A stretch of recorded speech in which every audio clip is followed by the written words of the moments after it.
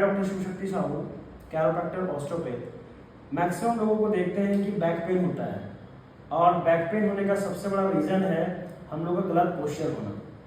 तो मैक्सिमम देखते हैं कि यहाँ पे पेन होता है इस लंबर एरिया में, इसका एडजस्टमेंट करने जा रहे हैं, और ये बहुत इजी प्रोसेस हम लोग करते हैं। बिल्कुल नॉर्मल है, ये सांस लेंगे, छोड़िए।